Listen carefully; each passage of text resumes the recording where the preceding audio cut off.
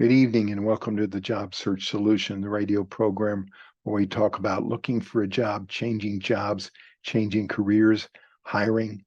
And as always, we begin with a prayer. Dear God, grant us thy peace and thy mercy, thy will be done. And as we do every Wednesday evening, Rich Savinci is going to be with us here in just a few minutes. By the way, the most of our recordings are on podcasts, TonyBashir.com. So if you're interested, if you just see this video and you're interested in a lot of the other topics that we run, and you don't listen to the radio in the evening, go to TonyBashir.com and you'll find them all.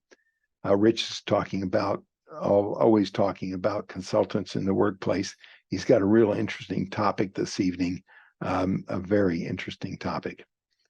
I wanted to, over the next couple of maybe 2 or 3 video sessions, discuss something that is what I call the silent killer, and it has to do with your job references, your previous job references as a candidate. We've talked about employers checking references and how they should go about doing it. In this session and subsequent ones, we're going to talk about the pitfalls of references and how to get them done right. The first issue that comes along in references has to do with what I call self-inflicted references, either good or bad. And that has to do with social media.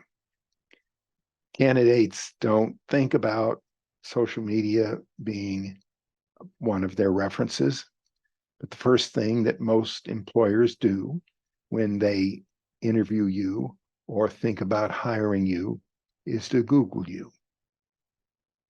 They go out all over the internet. They look on Facebook. They look on every aspect of social media to see what they can find on you. And you didn't think of that. I had a candidate a number of years ago when social media just came out. He said, I got eliminated because the employer went on my Twitter feed and found some of the things that I believe in, and he didn't like it, so I didn't get hired. Is that even legal? Of course that's legal. Anything you put out on social media in any way, including LinkedIn, anything in social media, Twitter, any of them is going to be sought by a prospective employer.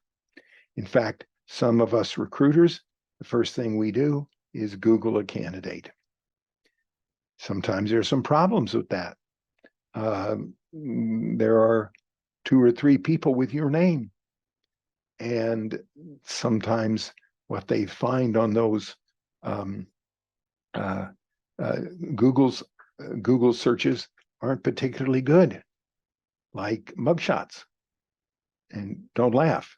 It's cost a number of candidates. We had one the other day that lost his job, lost the opportunity to the job because he had something on his record that was reported on Google 15 years ago, but nonetheless, it was still there. Anything you write on social media, any kind of social media, is going to be perused and looked at by a prospective employer. You need to make sure it's tidied up. If you've got some problems in that regard, you need to tell the employer before you get hired or in the interviewing process. You need to tell them, look, I've got some problems with social media. And here are the problems that I have in the social media. There's one candidate come to mind that had the same name as somebody else that had some warrants out for his arrest, and it was reported on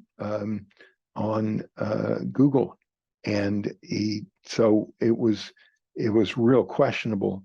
Now he told the employer that they were going to run into that problem before it ever happened, but you've got to know what that kind of thing is going to do to you if you get involved in the interviewing process. So research yourself. Do as much research on yourself as you possibly can. any Twitter feed, people that write things about you personally, do get considered by a prospective employer. A prospective employer doesn't want to see a lot of stuff that's not good on you, even socially. 95% of the recruiters out there check social media on you before they represent you. And you need to know that. More than, like I said, 2 or 3 times a month, we have candidates that don't get hired because of what is on social media. So check every aspect of social media. You'd be surprised stuff is out there you don't even know about. So you need to clean it up, tidy it up, and then you need to be able to explain to an employer, if you can't get it fixed, what's happened. There are some firms you can hire that offer services to protect you on your social media feed, can clean them up for you. By all means, you need to know. First, you need to know what's out there. Secondly, you need to know to clean it up, because that's the first thing that's going to get checked. People delve into your background on the internet more than you ever imagined.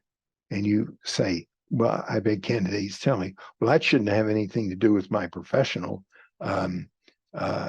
life.